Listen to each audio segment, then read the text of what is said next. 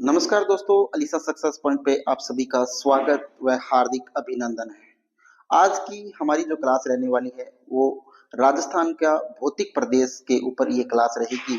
ये हमारी MCQ class है और इस एमसीक्यू क्लास में हम यहाँ पर महत्वपूर्ण क्वेश्चंस को डिस्कशन करेंगे डिटेल के साथ। तो स्टार्ट करते हैं आज की ये क्लास। चलते हैं पहले क्वेश्चन के ऊपर। तो देखिएगा पहला क्वेश्चन।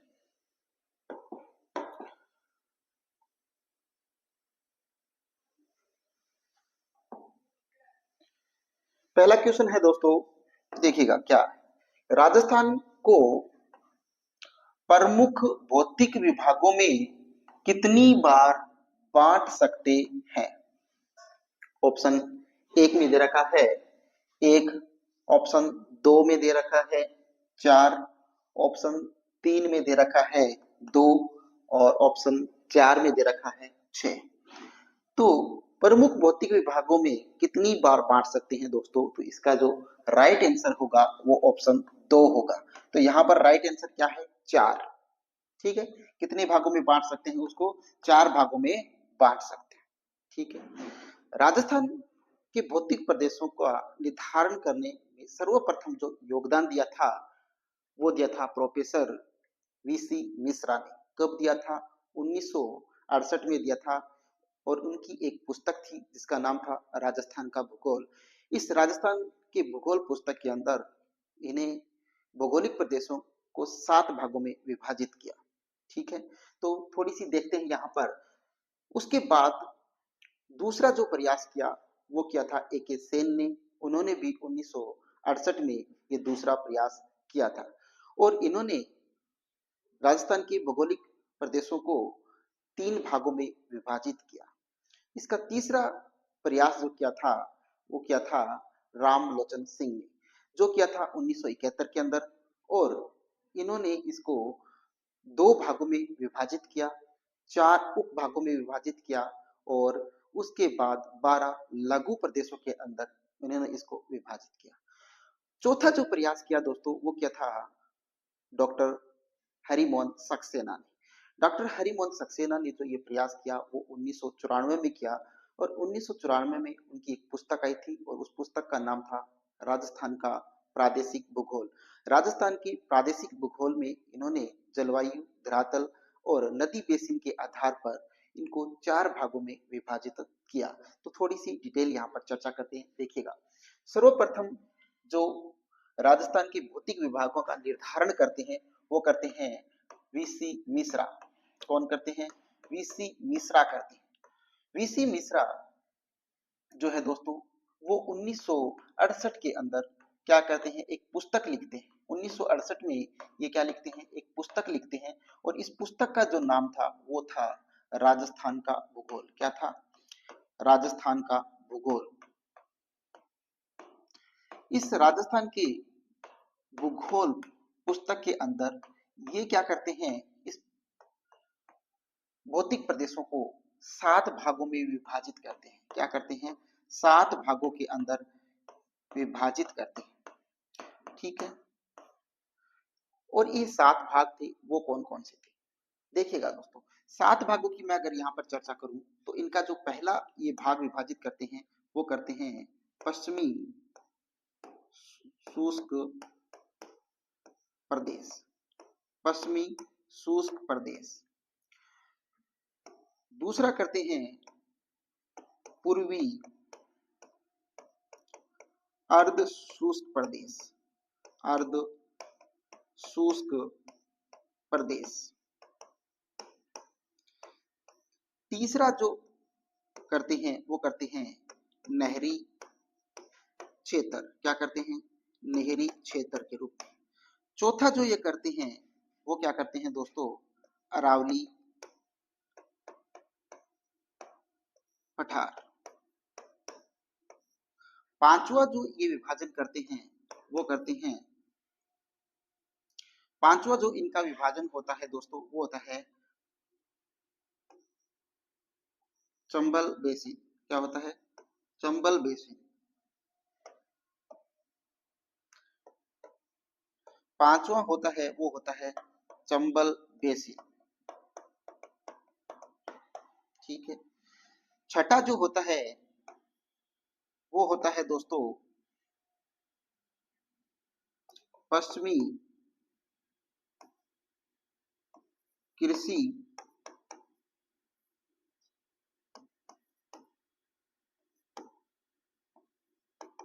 पश्चिमी कृषि औद्योगिक प्रदेश, पश्चिमी कृषि औद्योगिक, पश्चिमी कृषि औद्योगिक प्रदेश। और सातवां जो ये विभाजन करते हैं वो करते हैं दक्षिणी पूर्वी कृषि प्रदेश। ये टोटल क्या करते हैं दोस्तों, ये सात क्या करते हैं, विभाजित करते हैं सात भागों के अंदर, और सात भाग ये जो मैंने आपके सामने लिख दिए। क्या करते हैं, पश्चिमी शुष्क प्रदेश, पूर्वी अर्ध शुष्क प्रदेश, तीसरा नहरी क्षेत्र, चौथा अरावली पठार, पांचवा चंबल बेसिन, छठा पश्चिमी कृषि औद्योगिक प्रदेश, और सातवां है दक्षिणी पूर्वी कृषि प्रदेश। तो सर्वप्रथम जो निर्धारण करते हैं वो करते हैं कौन कौन करते हैं, वीसी मिश्रा। कब करते हैं, 1968 में। और करते कहां पर है, इनकी पुस्तक थी जिसका नाम था राजस्थान का भूगोल। ठीक है, अब बात करते हैं दूसरे दूसरे जो करते हैं, इस प्रदेश को विभाजित करते हैं, दूसरे इनमें है वो कौन कौन है, देखिएगा। दूसरे तौर पर जो इसका करते हैं, दूसरे जो थे वो थे ए के सेन। कौन थे, ए के सेन थे। ए के सेन भी क्या करते हैं दोस्तों, इनको विभाजित करते हैं। कब करते हैं, 1968 में करते हैं। कितने भागों में विभाजित करते हैं दोस्तों, ये तीन भागों के अंदर विभाजित इसको करते हैं। ठीक है, अब बात करते हैं तीसरा जो इन भौगोलिक प्रदेशों को विभाजित करते हैं, उनका नाम है राम लोचन सिंह। क्या था, राम लोचन सिंह। राम लोचन सिंह जो है दोस्तों, वो क्या करते हैं 1971 के अंदर, कब, 1971 के अंदर क्या करते हैं, जलवायु के आधार पर, किसके आधार पर, जलवायु के आधार पर करते हैं, जलवायु के आधार पर क्या करते हैं, भौगोलिक प्रदेशों का विभाजन करते हैं। जलवायु के आधार पर ये क्या करते हैं, विभाजन करते हैं दोस्तों। ये दो भागों में विभाजित करते हैं। कितने भागों में करते हैं, दो भागों के अंदर, दो भागों के अंदर विभाजित करते हैं। चार उपभागों में विभाजित करते हैं, चार उपभागों में विभाजित करते हैं। और इसके बाद ये 12 लघु प्रदेशों के अंदर इनका विभाजन करते हैं। तो बात समझ में आई क्या। रामलोचन सिंह 1971 में क्या करते हैं, इस राजस्थान के भौतिक प्रदेश को विभाजित करते हैं। कितने, जलवायु के आधार पर करते हैं, दो भागों में, चार उपभागों में, और 12 लघु प्रदेशों के अंदर ये क्या करते हैं, इसको विभाजित करते हैं। ठीक है, अगर दो भाग अगर आपसे पूछ ले तो आप बता देना राजस्थान और राजस्थान पठार, राजस्थान और दूसरा था राजस्थान पठार, राजस्थान पठार। इन दो भागों के अंदर ये विभाजित करते हैं। ठीक है, अब चौथे जो इसका विभाजन करते हैं, वो चौथे लोग थे, वो कौन थे, वो थे डॉक्टर हरि मोहन सक्सेना, हरि मोहन सक्सेना। डॉक्टर हरिमन सक्सेना क्या करते हैं, चौथे भौतिक प्रदेशों को विभाजित करने वाले थे। और ये जो विभाजित करते हैं वो कब करते हैं, 1994 में करते हैं। कब करते हैं, 1994 में। इनकी एक पुस्तक थी और इस पुस्तक का नाम था, इस पुस्तक लिखी और इस पुस्तक का नाम था राजस्थान का प्रादेशिक भूगोल। क्या नाम था, राजस्थान का प्रादेशिक, राजस्थान का प्रादेशिक भूगोल नाम से इनकी एक पुस्तक थी। और इस पुस्तक के अंदर ये धरातल, जलवायु और नदी बेसिन के आधार पर क्या करते हैं, विभाजित करते हैं। किसके आधार पर करते हैं दोस्तों, ये करते हैं धरातल के आधार पर, जलवायु और नदी बेसिन। नदी बेसिन के आधार पर ये क्या करते हैं, इसको 4 भागों में विभाजित करते हैं। कितने भागों में? 4 भागों के अंदर ये विभाजित करते हैं। ओके, तो ये तो कहानी थी राजस्थान के भौतिक प्रदेशों को विभाजित करने वालों के संबंध में। आशा करता हूं कि ये क्वेश्चन आपको डिटेल से समझ में आया होगा। तो इसका जो राइट आंसर मैं पहले भी आपको बता चुका हूं, ऑप्शन 2 यानी 4 भागों में विभाजित होता है। ठीक है, अब चलते हैं आज की इस क्लास के दूसरे क्वेश्चन के ऊपर। तो देखिएगा दूसरा क्वेश्चन, राजस्थान को वीसी मिश्रा ने कितने भौगोलिक प्रदेशों में बांटा? क्या क्वेश्चन पूछा है, राजस्थान को वीसी मिश्रा ने कितने भौगोलिक प्रदेशों में बांटा? ऑप्शन 1 में दे रखा है 2 भागों में, ऑप्शन 2 में दे रखा है 4 भागों में, ऑप्शन 3 में दे रखा है 5 भागों में, ऑप्शन 4 में है 7 भागों में। तो दोस्तों हमने पिछले क्वेश्चन में चर्चा की थी कि वीसी मिश्रा ने राजस्थान के भौगोलिक प्रदेश को 1968 में अपनी पुस्तक राजस्थान का भूगोल में 7 भागों में विभाजित किया था। तो इसका जो राइट आंसर होगा वो क्या होगा? ऑप्शन 4। ठीक है, इसका सही आंसर कौन सा है? ऑप्शन नंबर 4 सही आंसर होगा। क्वेश्चन नंबर 3 में देखिएगा क्या दे रखा है, बरखान बालू का स्तूप प्रधानतः राजस्थान के कौन से क्षेत्र में पाया जाता है? बरखान पूछा है, बरखान बालू का स्तूप प्रधानतः राजस्थान के कौन से क्षेत्रों में पाया जाता है, ये पूछा है। सबसे पहले देखिएगा बरखान जो है दोस्तों, इस बरखान को अन्य किस नाम से जाना जाता है?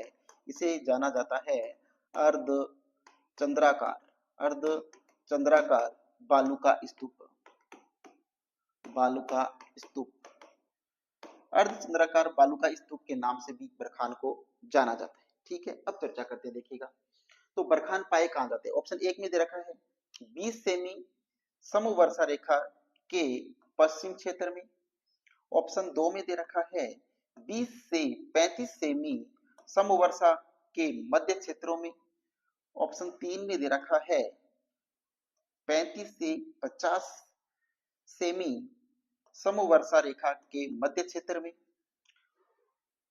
ऑप्शन 4 है 50 सेमी समवर्षा रेखा के पूर्वी क्षेत्र में। तो ये तो बिल्कुल सही नहीं है।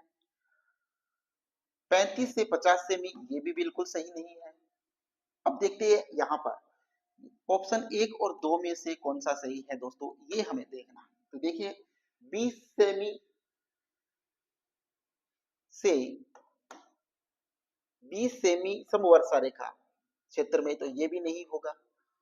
ऑप्शन 2 देखिएगा 20 से 35 सेमी समवर्षा रेखा के मध्य क्षेत्र में, तो ये ऑप्शन यहाँ पर क्या है? बिल्कुल सही आंसर इसका होगा। अब बात करते हैं बरखान की। तो दोस्तों बरखान जो है वो 20 सेमी से क्या 20 सेमी से 35 सेमी समवर्षा रेखा, समवर्षा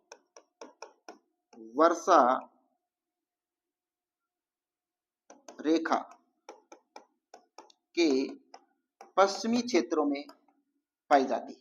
क्या 20 से 35 सेमी समवर्षा रेखा के पश्चिमी क्षेत्रों में ये क्या पाई जाती है? बरखान पाई जाती है। दोस्तों बात करें बरखान की ऊंचाई की, तो बरखान की जो ऊंचाई होती है वो कितनी होती है?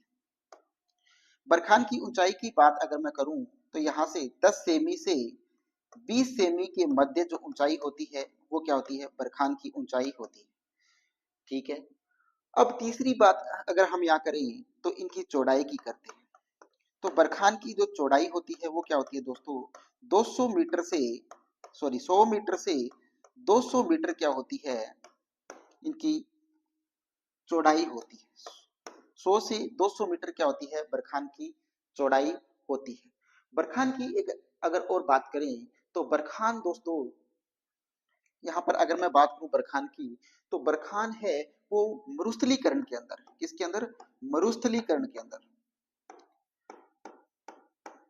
मरुस्थलीकरण में सर्वाधिक जो योगदान होता है वो किसका होता है? बरखान का होता है। सर्वाधिक योगदान जो है वो किसका है? बरखान का है। ठीक है, तो मरुस्थलीकरण के अंदर जो सर्वाधिक योगदान पैदा करते हैं वो करते हैं बरखान या अर्धचंद्राकार बालू का स्तूप। अगर आगे मैं बात यहाँ पर करूं तो दोस्तों ये क्यों करते हैं, क्योंकि ये गतिशील होते हैं। क्या होते हैं? गतिशील होते हैं, और गतिशील होने की वजह से ही ये सर्वाधिक क्या देते हैं, इसमें योगदान देते हैं। अब आप पूछेंगे कि बरखान बालू का स्तूप है वो कहाँ कहाँ पर पाए जाते हैं। तो दोस्तों बरखान जो बालू का स्तूप है वो कहाँ पाए जाते हैं, हम चर्चा करते हैं। देखिएगा बरखान बालू स्तूप की, बरखान बालू का स्तूप है वो भालेरी चूरू के अंदर पाए जाते हैं। कहाँ पर? भालेरी चूरू में बरखान बालू का स्तूप पाया जाता है। अगर इससे आगे अगर हम बात करें तो ये लूणकरण सर में, लूणकरण सर में, लूणकरण सर में भी बरखान बालू का स्तूप पाए जाते हैं। देशनोक में, कहां पर? देशनोक में। आगे अगर हम चर्चा करें तो डीडवाना, डीडवाना कुचामन में, ठीक है। आगे बात अगर हम करें तो जैसलमेर में। आगे बात अगर करें तो नीम का थाना में, ठीक है। आगे बात करें तो ओसिया में, ओसिया या जोधपुर, ओसिया भी जोधपुर में है दोस्तों। जोधपुर ग्रामीण में भी क्या पाए जाते हैं? बरखान पाए जाते हैं, ठीक है। तो ये कुछ क्षेत्र थे जिनके अंदर क्या है, बरखान बालू का स्तूप पाया जाता है। अब बात करते हैं अगले क्वेश्चन की। तो यहाँ पर राइट आंसर हमने पहले ही बता दिया था, राइट आंसर ऑप्शन 2 होगा, ठीक है। अब चलते हैं क्वेश्चन नंबर 4 के ऊपर। देखिएगा क्वेश्चन नंबर 4, क्वेश्चन नंबर 4 में देखते हैं क्या होता है। क्वेश्चन नंबर 4, राजस्थान का कौन सा भौगोलिक अंचल, राजस्थान का कौन सा भौगोलिक अंचल प्राचीनतम है, ये पूछा है। तो ऑप्शन ए है गगर का मैदान, मैदानी अंचल। ऑप्शन 2 है उत्तरी पूर्वी मैदान अंचल। ऑप्शन 3 है अरावली पर्वतीय अंचल, और ऑप्शन 4 है थार मरुस्थल अंचल। तो बताइएगा राजस्थान का कौन सा भौगोलिक अंचल प्राचीनतम है। तो दोस्तों सबसे जो प्राचीनतम अंचल था वो था अरावली पर्वतीय अंचल। तो ऑप्शन 3 जो है वो क्या हो जाएगा, इसका बिल्कुल सही आंसर हो जाएगा। ओके, चलते हैं आज के अगले क्वेश्चन के ऊपर, क्वेश्चन नंबर 5 के ऊपर। देखिएगा क्वेश्चन नंबर 5, क्वेश्चन नंबर 5 में आपसे पूछा है कि झालावाड़, क्या पूछा है? झालावाड़, झालावाड़ से बीकानेर की ओर सीधी रेखा में यात्रा करते हुए आप निम्न में से किस प्रकार के भौतिक स्वरूपों के क्रम का अवलोकन करेंगे। कहां से लेकर? झालावाड़ से लेकर बीकानेर तक पूछा है। कहां से लेकर? झालावाड़ से बीकानेर तक। तो पढ़ते हैं ऑप्शन को। ऑप्शन 1 देखिएगा, बुराट पठार, हाड़ौती पठार या मध्य अरावली। ऑप्शन 2 में दे रखा है मध्य माही मैदान, बनास बेसिन, बागड़। ऑप्शन 3 में दे रखा है विद्यान कगार, बनास बेसिन और बुराट का पठार। ऑप्शन 4 में दे रखा है हाड़ौती पठार, बनास बेसिन और मध्य अरावली। तो दोस्तों यहाँ पर कॉमन सेंस की बात है कि झालावाड़ जो क्षेत्र है वो किस क्षेत्र में आता है? कोटा, बूंदी, बारा, झालावाड़, हाड़ौती क्षेत्र के अंदर आता है झालावाड़। तो पूछा क्या है? झालावाड़ से बीकानेर पूछा है। तो सबसे पहले हम झालावाड़ को देखते हैं, हाड़ौती के पठार के अंतर्गत ये आता है। तो ये ऑप्शन कहीं और मिल रहा है क्या? यहाँ नहीं है हाड़ौती, यहाँ भी नहीं है, यहीं भी नहीं है। तो ऑप्शन 4 है वो इसका बिल्कुल सही आंसर होगा। हाड़ौती, बनास बेसिन, मध्य अरावली इसका क्या है? बिल्कुल सही आंसर होगा। चलते हैं अगले क्वेश्चन, क्वेश्चन नंबर 6 के ऊपर। क्वेश्चन नंबर 6 में देखिएगा दोस्तों क्या दे रखा है। राजस्थान के कौन से क्षेत्रों में तारा बालू का स्तूप पाए जाते हैं? सबसे पहले जानते हैं कि तारा बालू का स्तूप होता क्या है। दोस्तों हमादा के चारों ओर जो स्तूप बन जाते हैं उनको ही क्या बोलते हैं? तारा बालू का स्तूप बोलते हैं। किसके चारों ओर? हमादा के, हमादा के चारों ओर, हमादा के चारों ओर जो बालू का स्तूप बन जाते हैं उन्हीं को क्या बोलते हैं, तारा बालू का स्तूप बोलते हैं। अब ऑप्शन पढ़ते हैं। ऑप्शन एक देखिएगा, मोहनगढ़ क्षेत्र जैसलमेर, सूरतगढ़ क्षेत्र गंगानगर में। ऑप्शन दो है सरदार सर क्षेत्र चूरू में, शेखावाटी क्षेत्र सीकर में। ऑप्शन तीन है सिवाना क्षेत्र एवं फालोदी क्षेत्र में। ऑप्शन चार है मोहनगढ़ क्षेत्र जैसलमेर एवं कोलायत क्षेत्र बीकानेर। तो देखिएगा तारा बालू का स्तूप कहाँ पाए जाते हैं दोस्तों? तारा बालू का स्तूप है ये कहाँ पर पाया जाता है? तारा बालू का स्तूप दोस्तों जैसलमेर जो है, जैसलमेर के पोकरण में, जैसलमेर के पोकरण के अंदर और मोहनगढ़ में। कहाँ पर? मोहनगढ़ के अंदर, जैसलमेर के पोकरण और मोहनगढ़ और सूरतगढ़, सूरतगढ़ गंगानगर के अंदर, सूरतगढ़ गंगानगर के अंदर क्या पाए जाते हैं। तो इसका ऑप्शन देखिए कौन सा सही है। ये ऑप्शन इसका बिल्कुल सही होगा। मोहनगढ़ क्षेत्र जैसलमेर और सूरतगढ़ क्षेत्र गंगानगर के अंदर क्या पाए जाते हैं? तारा बालू का स्तूप पाई जाती है। ओके, चलते हैं अगले क्वेश्चन के ऊपर। क्वेश्चन नंबर 7 देखिएगा। क्वेश्चन नंबर 7, क्वेश्चन नंबर 7 में क्या दे रखा है? दे रखा है कि राजस्थान के दक्षिणी पूर्वी पठारी भाग में औसत वार्षिक वर्षा होती है। कहां पर पूछा है? दक्षिणी और पूर्वी पठारी प्रदेश, दक्षिणी पूर्वी पठारी भाग में औसत वार्षिक वर्षा। ऑप्शन से जानते हैं, देखिए पठारी प्रदेशों में ऑप्शन एक में है 40 सेमी से 70 सेमी के मध्य। ऑप्शन दो है 80 सेमी से 120 सेमी के मध्य। ऑप्शन तीन है 70 सेमी से 80 सेमी के मध्य। ऑप्शन चार है 10 सेमी से 20 सेमी के मध्य। ये तो हो ही नहीं सकता। तो सर्वाधिक वर्षा होती है दक्षिणी पूर्वी पठारी प्रदेशों के अंदर, तो ऑप्शन दो है वो इसका सही आंसर हो जाएगा। 80 सेमी से 120 सेमी जो वर्षा होती है वो दक्षिणी पूर्वी पठारी प्रदेशों के अंतर्गत होती है। ओके, चलते हैं क्वेश्चन नंबर 8 के ऊपर। देखिएगा क्वेश्चन नंबर 8, क्वेश्चन नंबर 8 में क्या पूछा है दोस्तों? देखिएगा राजस्थान के धरातलीय स्वरूपों के संबंध में कौन सा कथन गलत है? क्या पूछा है? कौन सा कथन गलत है ये पूछा है। जानते हैं ऑप्शन से।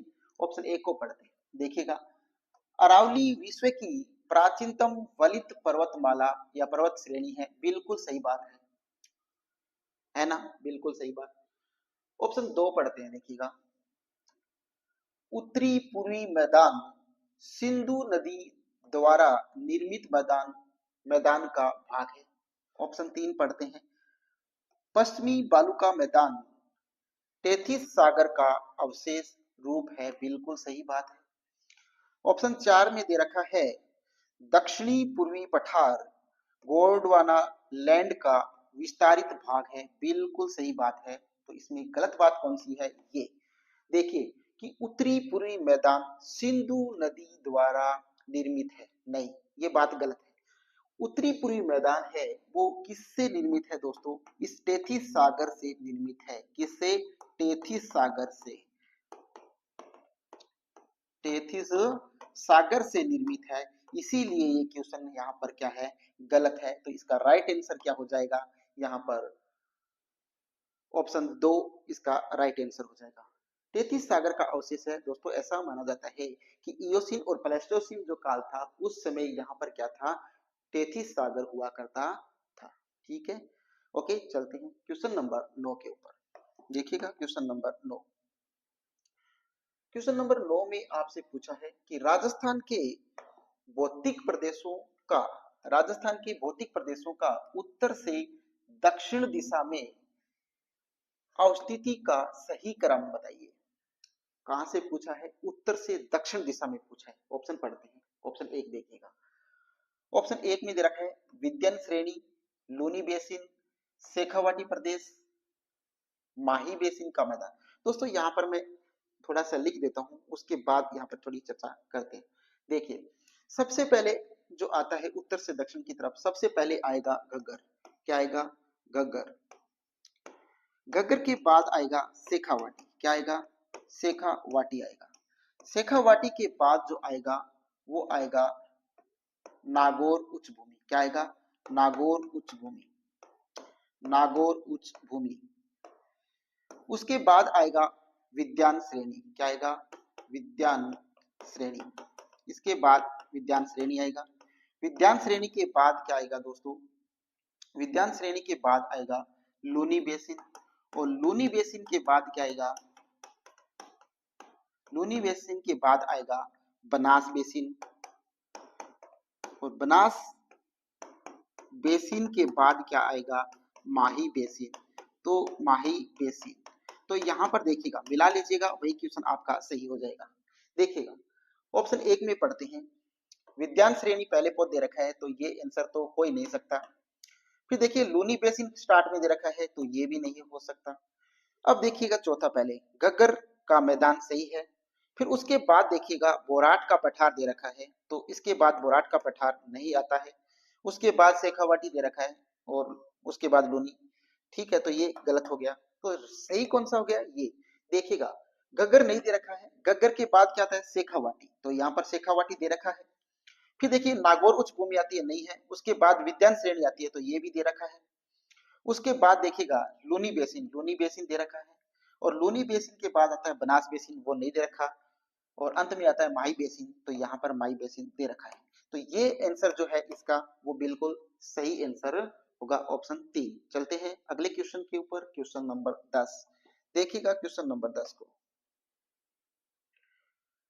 क्वेश्चन नंबर 10 में पूछा है राजस्थान की प्री कैरिबियन चट्टानों का आधारभूत वर्णन किया गया। क्या पूछा है, प्री कैरिबियन चट्टानों का, प्री कैरिबियन चट्टानों का आधारभूत वर्णन किया गया। ऑप्शन पढ़ते हैं।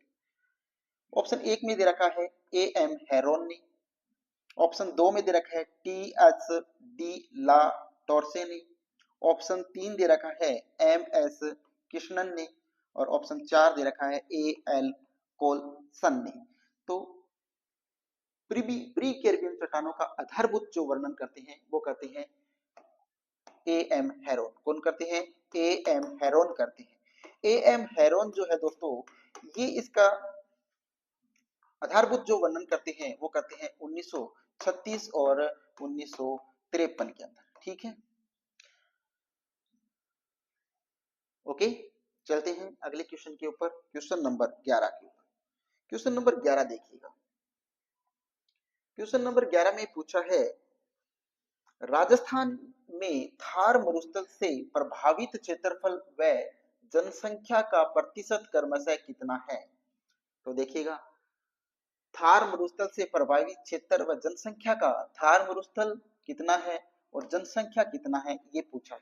तो देखिएगा ऑप्शन एक में दे रखा है 50-50%, ऑप्शन दो 61-40%, ऑप्शन तीन 70-60%, ऑप्शन चार 70-70 नहीं हो सकता, ये भी नहीं हो सकता, 70-60 हो ही नहीं सकता, 61 और 40 ये बिल्कुल सही आंसर होगा। ऑप्शन दो यहाँ पर क्या है, बिल्कुल सही आंसर होगा इसका। ओके, चलते हैं अगले क्वेश्चन के ऊपर, क्वेश्चन नंबर 12 के ऊपर।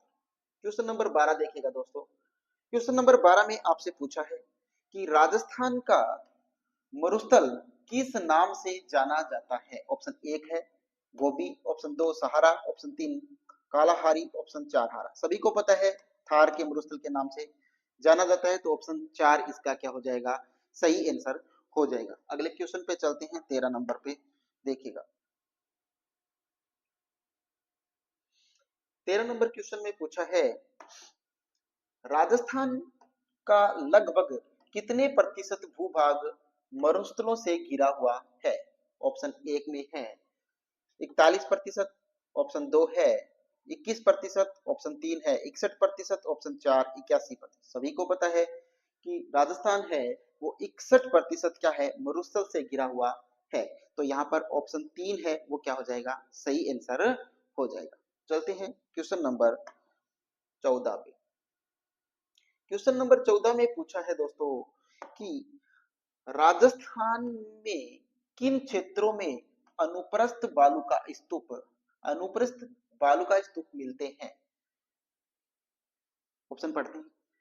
ऑप्शन एक में दे रखा है बीकानेर जिले के पुंगल के चारों ओर, ऑप्शन दो है गंगानगर जिले का सूरतगढ़ क्षेत्र में, ऑप्शन तीन है जैसलमेर जिले का मोहनगढ़ क्षेत्र में, ऑप्शन चार है हनुमानगढ़ जिले का नौहर क्षेत्र में। तो देखिएगा जानते हैं जानते हैं इसका राइट आंसर। तो राजस्थान में किन क्षेत्रों अनुप्रस्थ बालू का स्तूप पूछा है, तो दोस्तों देखिए बीकानेर जिले के पुंगल के चारों ओर पाया जाता है, ये तो सही है। ऑप्शन दो, गंगानगर जिले के सूरतगढ़ में पाए जाते हैं, ये बिल्कुल सही है। जैसलमेर जिले के मोहनगढ़ में, मोहनगढ़ क्षेत्र में नहीं पाया जाता है अनुप्रस्थ बालू का स्तूप।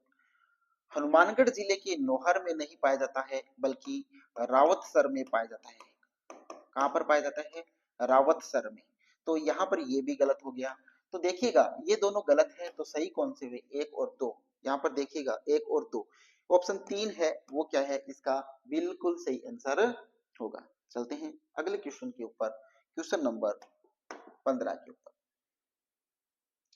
क्वेश्चन नंबर 15 में आपसे पूछा है अरावली श्रृंखला के पश्चिमी उत्तर पश्चिमी में स्थित 12 जिलों में राज्य की कितनी प्रतिशत जनसंख्या निवास करती है, पश्चिम और उत्तर पश्चिम में पूछा है आपसे। तो देखिए ऑप्शन 40%, ऑप्शन दो 50%, ऑप्शन तीन 60%, ऑप्शन चार 70%। पश्चिम और उत्तर पश्चिम में पूछा है। तो यहाँ पर दोस्तों सही आंसर होगा वो होगा, सॉरी सही आंसर होगा ऑप्शन एक, 40% जनसंख्या निवास करती है। दोस्तों अब यहाँ पर 12 जिलों के स्थान पर 20 जिले, नए जिलों का जब से आवंटन हुआ है, निर्माण हुआ है, तो यहाँ पर उत्तर पश्चिमी या पश्चिमी मरुस्थलीय जो क्षेत्र है उसमें 12 जिलों के स्थान पर कितने कर दिए गए हैं, 20 कर दिए गए हैं। इस 20 में से देखिए दोस्तों कुछ मैं बताता हूं आपको। अनूपगढ़ आता है, ठीक है, फालोदी आता है,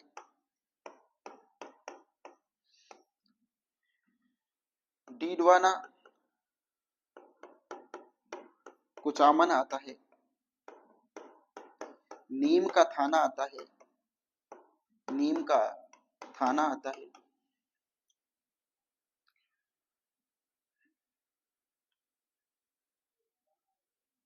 फालोदी आ गया, ठीक है, और सांचौर आता है,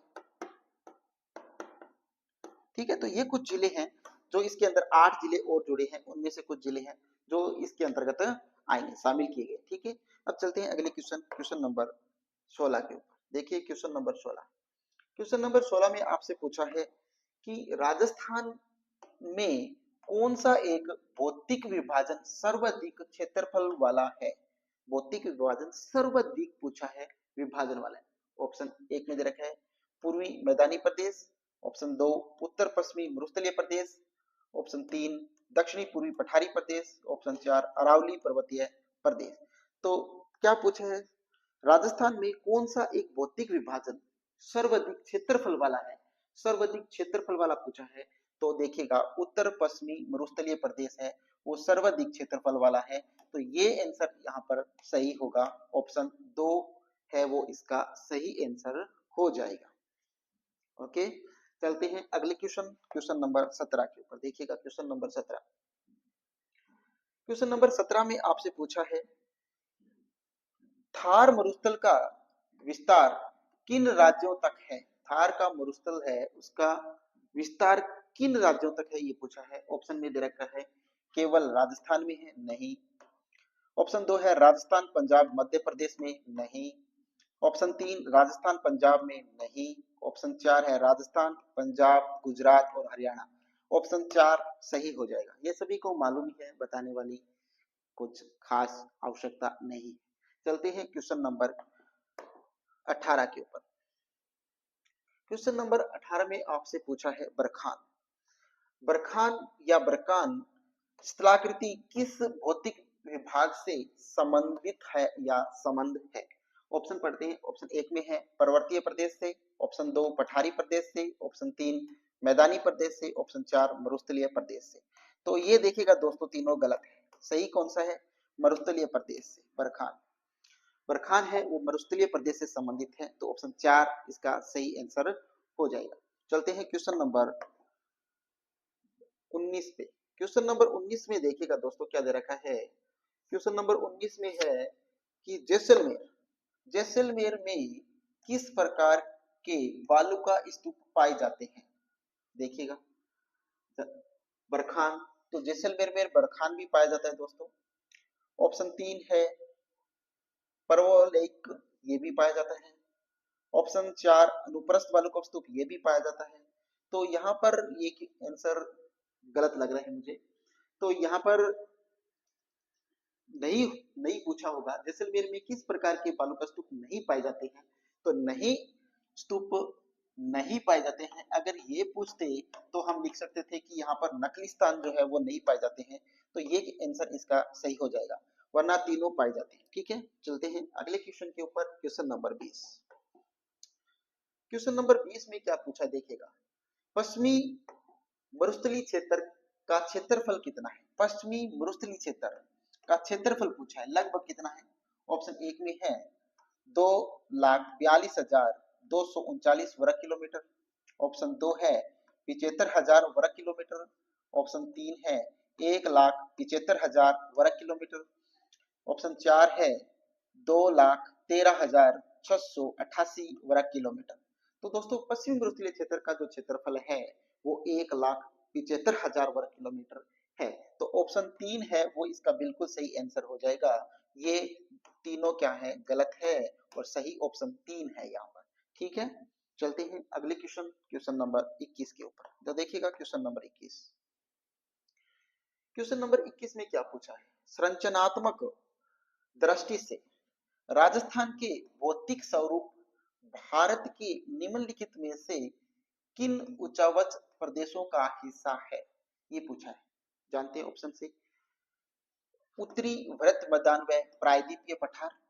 ऑप्शन 2 उत्तरी पर्वतीय प्रदेश व उत्तरी भरत मैदान। ऑप्शन 3 तटीय मैदान व प्रायद्वीपीय पठार।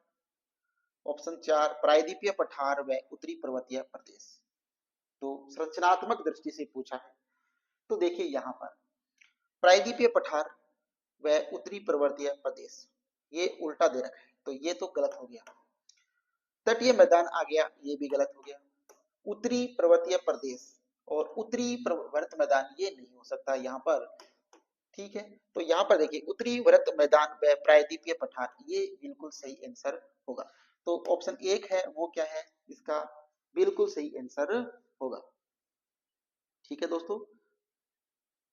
हाँ दोस्तों, अगर ये क्लास जो एमसीक्यू क्लास है हमारी, अगर आप लोगों को अच्छी लग रही है तो इस क्लास को आप ज्यादा से ज्यादा शेयर कीजिएगा, चैनल अलीसा सक्सेस पॉइंट को सब्सक्राइब कीजिएगा। चलते हैं अगले क्वेश्चन के ऊपर, क्वेश्चन नंबर 22। क्वेश्चन नंबर 22 में आपसे पूछा है कि राजस्थान का परिगणित मरुस्थलीय क्षेत्र लगभग कितना है? क्या पूछा है, परिगणितीय मरुस्थल। ऑप्शन 1 है 2,79,250.67 किलोमीटर। ऑप्शन 2 है 1,79,250.67 किलोमीटर। ऑप्शन 3 है 3,79,250.67 किलोमीटर। ऑप्शन 4 है 2,50,267.55 किलोमीटर। तो दोस्तों ये जो इसका आंसर है वो है ऑप्शन 2, 1,79,250.267%। ये आंसर क्या है इसका, सही हो जाएगा। ठीक है, चलते हैं क्वेश्चन नंबर 23 के ऊपर। क्वेश्चन नंबर 23 में पूछा है राजस्थान में निम्नलिखित में से कौन सा एक बालू का स्तूप का प्रकार नहीं है? क्या पूछा है, कौन सा एक बालू का स्तूप का प्रकार नहीं है, ये पूछा है। पढ़ते हैं, ऑप्शन 1 में है थली। ऑप्शन 2 में है बरखान। ऑप्शन 3 है पैराबोलिक। ऑप्शन 4 है सीप। सीप भी है दोस्तों, सीप को सीप भी बोलते हैं। ठीक है, पैराबोलिक भी है, बरखान भी है कौन सा नहीं, थली नहीं है। ठीक है, तो देखिएगा राजस्थान में निम्नलिखित में से कौन सा एक बालू का स्तूप का प्रकार नहीं है? तो राजस्थान में है ये थली प्रकार का बालू का स्तूप नहीं। ठीक है, हाँ दोस्तों, चलते हैं अगले क्वेश्चन के ऊपर, क्वेश्चन नंबर 24 के ऊपर। क्वेश्चन नंबर 24 में क्या पूछा है देखिएगा, क्वेश्चन में 24 में पूछा है राजस्थान भूभाग के क्षेत्रफल का कितना भाग रेगिस्तान है? रेगिस्तान कितने प्रतिशत भाग पर राजस्थान में स्थित है, ये पूछा है। जानते हैं ऑप्शन 1 से, लगभग एक चौथाई। एक चौथाई है क्या, नहीं है। लगभग एक तिहाई, लगभग एक तिहाई है क्या? नहीं है। ऑप्शन 3 है लगभग आधा, है क्या? नहीं है। ऑप्शन 4 लगभग दो तिहाई, लगभग दो तिहाई। तो देखिएगा लगभग दो तिहाई में जो हो जाता है लगभग 66 के, तो ये सही है ऑप्शन। ठीक है, बिल्कुल सही, ऑप्शन 4। चलते हैं क्वेश्चन नंबर 25 पे। क्वेश्चन नंबर 25 में पूछा है कि राजस्थान में कौन सा मरुस्थल स्थित है? सभी को पता है कौन सा मरुस्थल स्थित है। ऑप्शन 1 है गोबी रेगिस्तान, ऑप्शन 2 थार रेगिस्तान, ऑप्शन 3 सहारा रेगिस्तान, ऑप्शन 4 है कालहारी रेगिस्तान। तो सही आंसर कौन सा है? ऑप्शन 2 थार का रेगिस्तान राजस्थान में। ठीक है, ये सभी को पता ही है आपको कि सहारा कहाँ है, कालहारी कहाँ है। ठीक है, तो देखिएगा अगला क्वेश्चन नंबर 26।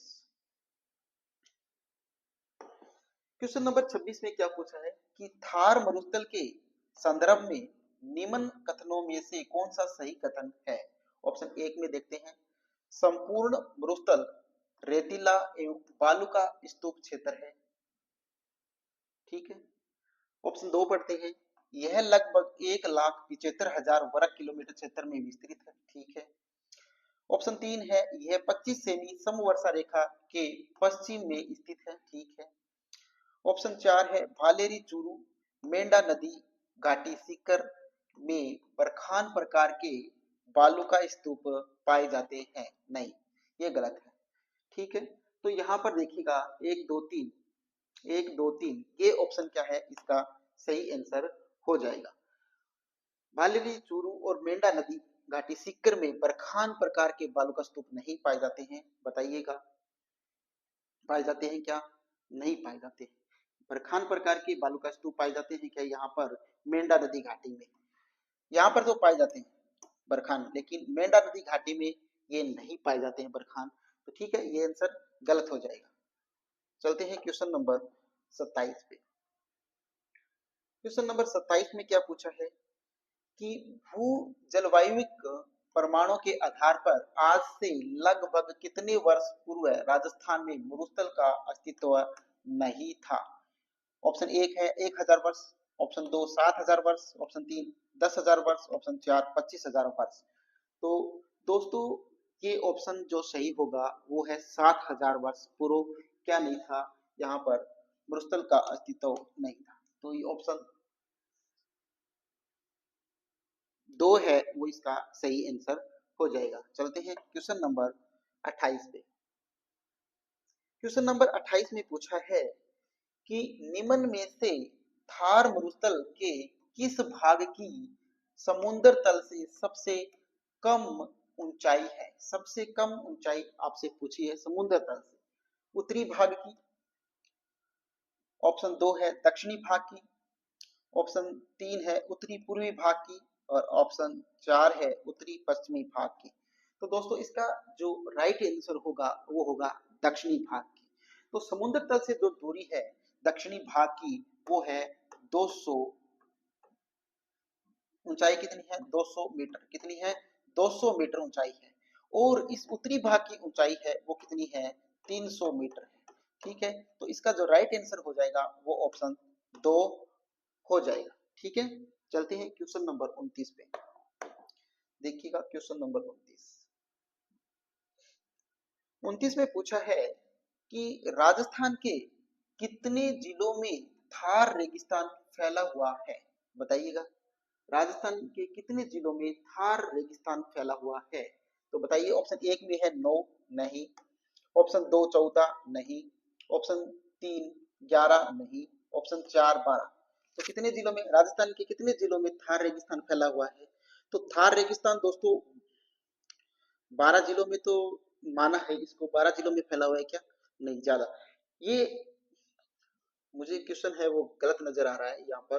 ठीक है, अगर नहीं, ये क्वेश्चन ही गलत है दोस्तों।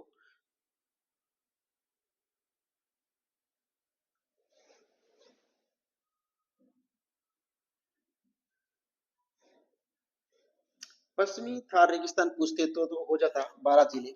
पश्चिमी थार रेगिस्तान अगर पूछा जाता, पश्चिमी जिले जो आते हैं उसके अंतर्गत अगर हम जानते तो 12 जिले उसके अंतर्गत सही था। और वर्तमान अगर हमसे पूछता कि वर्तमान में पश्चिमी रेगिस्तान थार रेगिस्तान में आते हैं तो उसमें अपन 20 जिले ध्यान रखना था। ठीक है, लेकिन थार रेगिस्तान पूछ रखा है। ठीक है, तो ये देख लेना। ठीक है, चलते हैं क्वेश्चन नंबर 30 के ऊपर। देखिए क्वेश्चन नंबर 30। क्वेश्चन नंबर 30 में पूछा है गतिशील मोबाइल रेत के टीले को राजस्थान की स्थानीय भाषा में कहते हैं। ऑप्शन एक है ढेर कहते हैं, ऑप्शन दो रोइडा कहते हैं, ऑप्शन तीन खेजड़ी, ऑप्शन चार दरियन। क्या कहते हैं? दरियन कहते हैं दोस्तों। ठीक है, रेत के टीलों को क्या कहते हैं? दरियन कहा जाता है। ठीक है, इसे टीले, टिब्बे क्या कहते हैं? टिब्बे भी इसे ही कहा जाता है। ठीक है, चलते हैं अगले क्वेश्चन, क्वेश्चन नंबर 31 पे। 31 में पूछा है कि पश्चिमी राजस्थान के रेतीले मैदान का कितना प्रतिशत क्षेत्र बालू का स्तूप मुक्त है? मुक्त पूछा है दोस्तों, युक्त नहीं पूछा है। यहाँ पर युक्त नहीं पूछा है, क्या पूछा है? मुक्त पूछा है। क्वेश्चन को आराम से पढ़ना। मैं हमेशा हर क्लास में बोलता हूँ कि क्वेश्चन को आप अच्छी प्रकार से पढ़े, फिर समझे, फिर उनके ऑप्शनों को भी अच्छी प्रकार से पढ़े, समझे और फिर आंसर करें। तो यहाँ पर पढ़ने में दिक्कत कर जाओगे तो आंसर गलत हो जाएगा। देखिएगा यहाँ पर दे रखा है ऑप्शन एक में 41.5%, ऑप्शन दो है 61.11, ऑप्शन तीन है 18.6 और चार है 14.7। तो यहाँ पर अगर युक्त अपर पूछा होता तो ये आंसर ये सही होता, लेकिन यहाँ पर पूछा गया है मुक्त, और मुक्त पूछा गया है तो यहाँ पर आंसर हो जाएगा ये सही। ऑप्शन एक है वो इसका क्या है? सही आंसर हो जाएगा। ठीक है, चलते हैं अगले क्वेश्चन, क्वेश्चन नंबर 32 के ऊपर।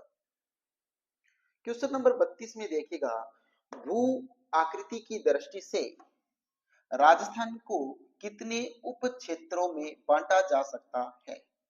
ठीक है, तो बताइएगा भू आकृति की दृष्टि से राजस्थान को कितने उप क्षेत्रों में बांटा जा सकता है? हैं अगले क्वेश्चन, क्वेश्चन नंबर 33 के चलते हैं। क्वेश्चन नंबर 33 देखिएगा थार मरुस्थल में घाट के नाम से कौन सा जाना जाता है?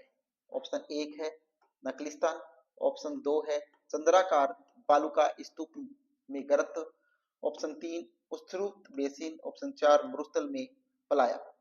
थार मरुस्थल में ढाट, ढाट या ढाट, ये जो है वो किसको जाना जाता है दोस्तों? ढाट या ढाट ये होते हैं वो चंद्राकार बालू का स्तूप जो होते हैं, में जो गर्त होते हैं, उन्हें क्या बोलते हैं? ये डाट या ढाट बोला जाता है। ठीक है, इसमें होता क्या है दोस्तों, जो कि पवनों की दिशा, जो पवन चलती है उस पवनों के समय के अंदर इस प्रकार से क्या बन जाती है, एक टीले बन जाते हैं। ठीक है, और ये जो बीच का स्थान जो होता है, इस बीच वाले स्थान को ही क्या बोलते हैं? डाट या ढाट बोलते हैं। ठीक है, चलते हैं अगले क्वेश्चन के ऊपर, क्वेश्चन नंबर 34। क्वेश्चन नंबर 34 में पूछा है राजस्थान स्थित थार मरुस्थल, थार का मरुस्थल किसका अवशेष माना जाता है? ऑप्शन एक है गोंडवाना लैंड का, नहीं माना जाता। ऑप्शन दो है अंगारा लैंड का, नहीं माना जाता। ऑप्शन तीन है 33 सागर का, माना जाता है। लूनी बेसिन नदी का, नहीं। तो यहाँ पर ऑप्शन तीन जो है वो सही हो जाएगा। 33 सागर का अवशेष माना जाता है किसको? थार के मरुस्थल को। ठीक है, चलते हैं क्वेश्चन नंबर 35 पे। क्वेश्चन नंबर 35 देखिएगा पलाया, पलाया झीलें राजस्थान के किस भौगोलिक अंचल में मिलती है? ऑप्शन एक है अरावली पर्वत में, ऑप्शन दो है थार के मरुस्थल में, ऑप्शन तीन है हाड़ौती के पठार में, ऑप्शन चार पूरी मैदान में। तो बताइएगा दोस्तों पलाया झीलें कहाँ मिलती है?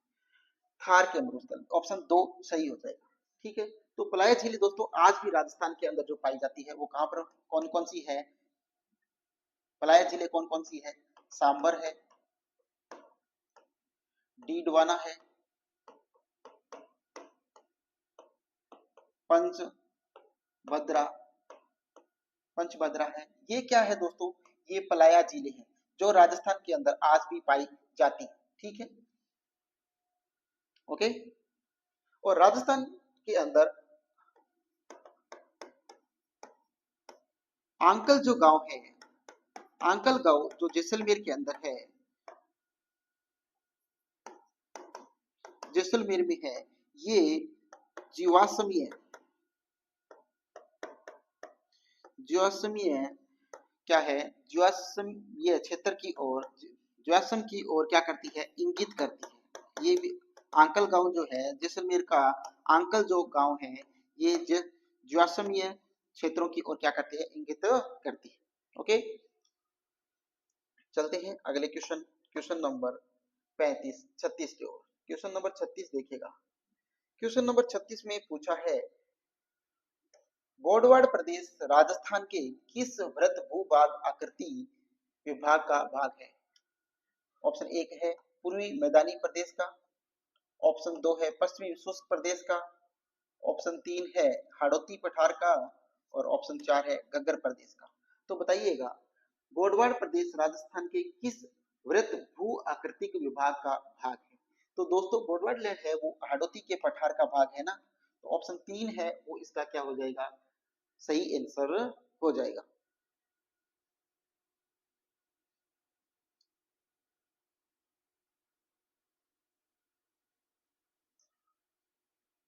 ऑप्शन एक सही हो जाएगा ये। ओके, चलते हैं क्वेश्चन नंबर 37 के ऊपर। क्वेश्चन नंबर 37 देखिएगा, राजस्थान के भौतिक प्रदेशों के संबंधों में सही कथन पूछा है, सही कथन चुनिएगा। ऑप्शन एक पढ़ते हैं, राज्य के 61.11% भू क्षेत्र में पश्चिमी रेतीले मैदानों का विस्तार है। ये बात बिल्कुल सही है। ठीक है, ये बात बिल्कुल सही है दोस्तों। ऑप्शन दो पढ़ते हैं, राज्य के 9.60% भू क्षेत्र में अरावली पर्वतीय प्रदेशों का विस्तार है। नहीं, 9.30% भूभाग पर क्या है, अरावली पर्वतीय प्रदेशों का विस्तार है। तो ये आंसर नहीं होगा। ऑप्शन तीन है, राज्य के 23.03% भू क्षेत्र में पूर्वी मैदानी भाग का विस्तार है। नहीं, ये भी यहाँ पर गलत दे रखा है, 23.30%। ठीक है, तो ये भी गलत है। राज्य के 6.37% भू क्षेत्र में दक्षिणी पूर्वी पठारी प्रदेशों का विस्तार है। तो ये 6.37 न होकर 6.89% भूभाग पर है, या आप 7.30% भूभाग पर है। ठीक है, तो यहाँ पर ऑप्शन देखिएगा, ये भी गलत हो गया। ऑप्शन एक जो है वो इसका सही आंसर होगा। ये ऑप्शन एक दे रखा है, ये इसका क्या है, बिल्कुल सही आंसर है। ओके, चलते हैं क्वेश्चन नंबर 38 के ऊपर। क्वेश्चन नंबर 38 में पूछा है, अंतरिक्ष मेहमानों की पसंदीदा जगह जहां 1 दशक से 9 उल्कापिंड गिरे हैं। ऑप्शन एक है डुंडाड अंचल, ऑप्शन दो वागड़ अंचल, ऑप्शन तीन हाड़ौती अंचल, ऑप्शन चार थार का रेगिस्तानी अंचल। ऑप्शन डी इसका सही आंसर हो जाएगा। ठीक है, 9 उल्कापिंड गिरे हैं वो थार के रेगिस्तान के अंचल में गिरे। चलते हैं क्वेश्चन नंबर 39 पे। देखिएगा क्वेश्चन नंबर 39,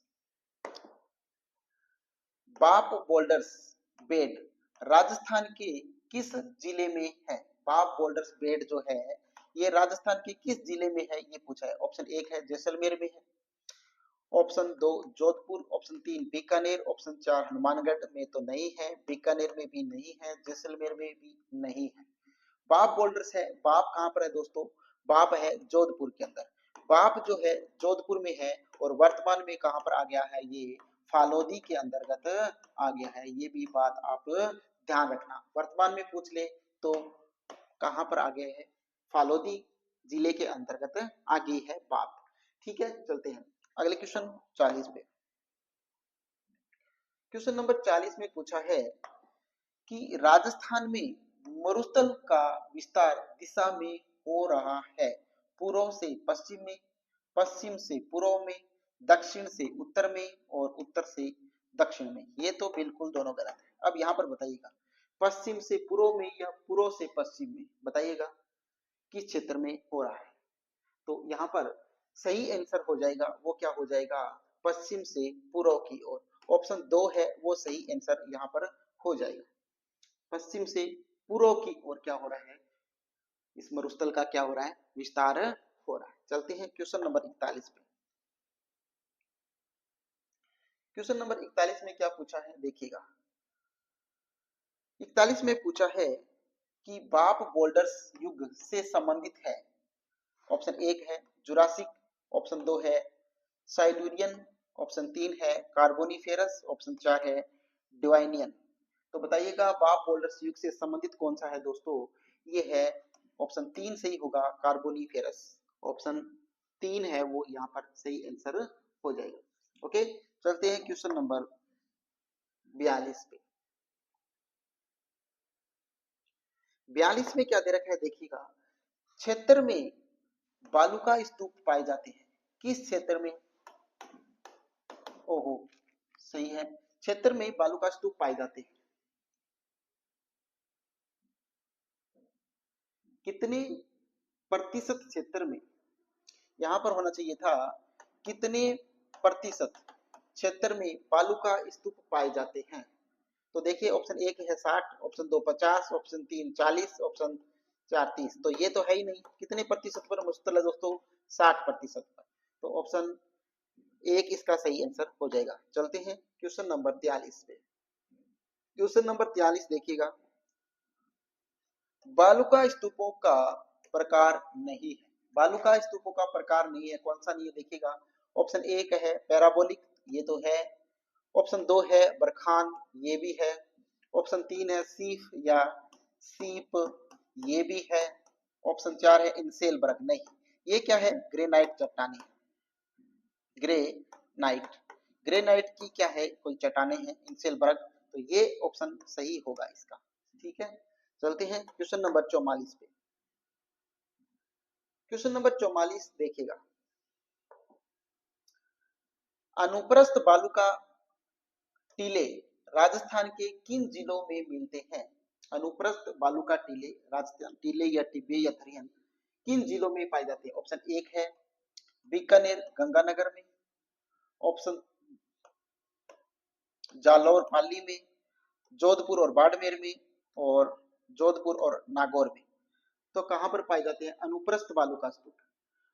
अनुप्रस्थ जो बालू का स्तूप है दोस्तों वो पाए जाते हैं बीकानेर और गंगानगर में। कहां पर पाए जाते हैं, बीकानेर और गंगानगर में।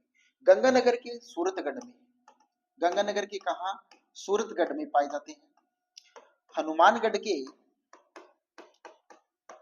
हनुमानगढ़ के रावतसर में, हनुमानगढ़ के रावतसर में, ठीक है।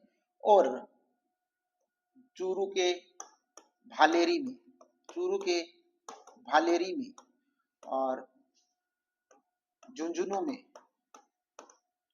झुंझुनू में, ठीक है। यहां तक क्या पाए जाते हैं, ये अनुप्रस्थ बालू का स्तूप पाए जाते हैं। ठीक है, अब चलते हैं अगले क्वेश्चन के ऊपर। क्वेश्चन नंबर 45 पे देखिएगा। क्वेश्चन नंबर 45, क्वेश्चन नंबर 45 में क्या पूछा है, थार के मरुस्थल में पाए जाने वाले अर्धचंद्राकार रेत के टीलों को क्या कहा जाता है। अर्धचंद्राकार रेत के टीलों को क्या कहा जाता है। ऑप्शन 1 है बरखान, ऑप्शन 2 सम, ऑप्शन 3 रण, ऑप्शन 4 खंडी। नहीं नहीं नहीं, पहले क्वेश्चन में ही मैंने बताया, सॉरी दूसरे क्वेश्चन में ही बताया था शायद तक, दूसरे या तीसरे क्वेश्चन में बरखान को ही अर्धचंद्राकार बालू का स्तूप कहते हैं। ओके, चलते हैं अगले क्वेश्चन, क्वेश्चन नंबर 46 पे। 46 में देखिएगा क्या पूछा है, बरछान या बरखान है। ऑप्शन 1 है रेत के टीले, ऑप्शन 2 डेल्टा, ऑप्शन 3 पहाड़ियां, ऑप्शन 4 जिले। नहीं नहीं नहीं, तो रेत के टीलों को ही बरछान या बरखान या अर्धचंद्राकार स्तूप कहते हैं। चलते हैं क्वेश्चन नंबर 47 पे। बरखान बरखान पश्चिमी राजस्थान के कौन से क्षेत्रों में पाए जाते हैं? बरखान पश्चिमी राजस्थान के कौन से क्षेत्रों में पाए जाते हैं, ये पूछा है। तो देखिएगा, ऑप्शन एक ओसिया जोधपुर में, भालेरी चूरू में, देशनोक बीकानेर में, और दांता रामगढ़ सीकर में। बरखान पश्चिमी राजस्थान के कौन से क्षेत्रों में पाए जाते हैं? तो देखिएगा, ओसिया में भी पाया जाता है, भालेर में भी पाया जाता है, और देशनोक में भी पाया जाता है। ये बात सही है। यहाँ पर ये जो है वो गलत है। दांता रामगढ़ में, सीकर में नहीं पाया जाता है। तो 1 2 3 सही होगा इसका। तो 1 2 3 यानी 3 नंबर ऑप्शन है वो इसका क्या है, सही आंसर हो जाएगा। चलते हैं क्वेश्चन नंबर 48 पे। क्वेश्चन नंबर 48 देखिएगा, सीफ क्या है? सीफ है एक अनुदैर्ध्य बालू का स्तूप, ऑप्शन 2 अनुप्रस्थ बालू का स्तूप, ऑप्शन 3 है पैराबोलिक बालू का स्तूप, और ऑप्शन 4 है स्क्रैब कापीस बालू का स्तूप। ठीक है, तो सीफ क्या है दोस्तों? सीफ है वो एक अनुदैर्ध्य बालू का स्तूप है या अनुप्रस्थ बालू का स्तूप है, ये आप बताइएगा। तो इन दोनों में से कौन सा सही आंसर है वो आपको बताना है। सीफ है एक, क्या सीफ क्या है? हाँ दोस्तों बताइएगा, सीफ क्या है? इन दोनों में से आपको बताना है सीफ क्या है, अनुप्रस्थ बालू का स्तूप है या अनुदैर्ध्य बालू का स्तूप है। तो सीफ क्या है दोस्तों? सीफ है वो क्या है, अनुदैर्ध्य बालू का स्तूप है, ना कि अनुप्रस्थ बालू का स्तूप। चलते हैं क्वेश्चन नंबर 49 पे। कौन से बालू का स्तूप प्रचलित पवनों की दिशा के समानांतर विकसित होते हैं? ऑप्शन 1 है सीफ, ऑप्शन 2 है पैराबोलिक, ऑप्शन 3 है बरखान, और ऑप्शन 4 है अनुप्रस्थ बालू का स्तूप। कौन से बालू का स्तूप प्रचलित पवनों की दिशा के समांतर, क्या समांतर विकसित होते हैं? वो कौन से होते हैं दोस्तों? समांतर अनुप्रस्थ बालू का स्तूप। ऑप्शन 4 है वो इसका सही आंसर हो जाएगा। ये पवनों की दिशा के क्या होते हैं, समांतर विकसित होते हैं अनुप्रस्थ बालू का स्तूप। चलते हैं क्वेश्चन नंबर 50 पे। 50 में देखिएगा, राजस्थान के थार मरुस्थल में द्वेष-द्वितीय नदी घाटी किस प्रकार के बालू का स्तूप चिन्हित होते हैं? ऑप्शन 1 में है रेखीय पवनानुवर्ती बालू का स्तूप, ऑप्शन 2 है तारा बालू का स्तूप, ऑप्शन 3 पैराबोलिक बालू का स्तूप, ऑप्शन 4 है बरखान बालू का स्तूप। तो राजस्थान के थार मरुस्थल में द्वेषवती नदी घाटी में रेखीय पवनानुवर्ती बालू का स्तूप है वो विकसित होते हैं। ठीक है, इसे ही क्या बोलते हैं, अनुदैर्ध्य, अनुदैर्ध्य धैर्य बालू का स्तूप भी इसको ही बोलते हैं। तो ये इसका सही आंसर हो जाएगा। चलते हैं अगले क्वेश्चन पे। देखिएगा अगला क्वेश्चन। तो दोस्तों, thanks for watching, like share and subscribe Alisa success point.